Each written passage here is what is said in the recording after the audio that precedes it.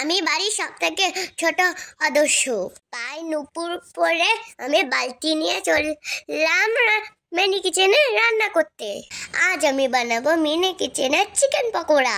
আমার সব পূরণের জন্য আমার দাদা আর বাবা আমার জন্য একটা ঘর বানাচ্ছে। তুমি নিলাম কিছুটা আদা, কিছুটা রসুন, এইসবকে এবার থেতো করে পেস্ট বানিয়ে নিলাম। আরো কিছু মশলা দিয়ে আমি চিকেন মাখিয়ে নিলাম। ঠাম্মার বানানো ছোট্ট উনুনে আমি আগুন ধরিয়ে দিলাম। কড়াইটা গরম হওয়ার পরে আমি তেল দিয়ে দিলাম।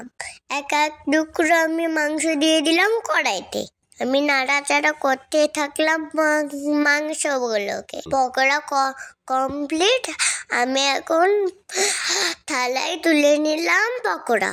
সবাই মিলে এখন পকোড়া মুখে দিয়ে দিলাম।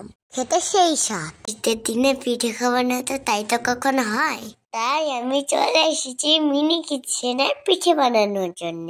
প্রথমে কিছুটা চালের গুঁড়ো নিয়ে নিলাম। এবার একটু গরম জল মিশিয়ে দিলাম। চালের গুঁড়োটা এখন মাখিয়ে নিলাম। উনুনে আগুন জ্বালিয়ে দিলাম। মাখানো চালের গুঁড়োয় আমি একটু জল দিয়ে দিলাম। সাজ গরম হয়ে গেছে। সাজে এবার চালের গুঁড়ো ঢেলে দিলাম।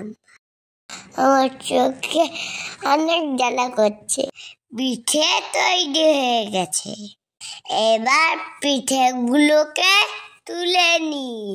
এবার পিঠে খাবার পালা। ঘুরতে চলে আসলাম নদীর পাড়ে। এখন একটু খিদে পাচ্ছে। সাথে তো আমার মিনি কিচেন আছে। তাই একটু ভাজাভুজি করলে কেমন হয়? বেশি কিছু করবো না, শুধু বেগুনি আর লঙ্কা চপ, সাথে টমেটো। তারই প্রস্তুতি চলছে। নদীর পাড়ে হাওয়া বেসন করলে শুধু উড়ে উড়ে আমার গায়ে চলে আসছে। সব কমপ্লিট। এখন ভাজা শুরু করে দিলাম। বেগুনের পরে ভাজা ওঠে চলে সে টমেটো ছাড়তে গিয়ে আমি খেলাম ছাকা।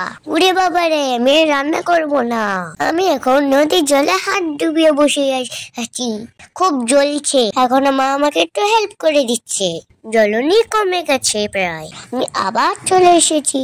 এইদিকে ভাজাও কমপ্লিট। আবার মুড়ি খেতে খেতে চলে গেল অপারে। আমার মিনি কিচেনে বাবা মাকে নতুন রান্না করে খাওয়াবো। তাই বাবা এখানে বাস কাটছে আর আমি এসেছি কলা পাতা নিতে। সবকিছু গুছিয়ে আমি রান্না করতে বসে গেছি। এখন আমি পেঁয়াজ, আদা, রসুন নিয়ে থেতো করা শুরু করে দিলাম। তারপর মাংসে সব পদের গুঁড়ো মশলা মিশিয়ে দিলাম। এবার থেতো করা মশলাও ঢেলে দিলাম। এবার সব মশলা দিয়ে মাংসটাকে ভালো করে মেখে বাঁশের মধ্যে পুড়ে দিলাম।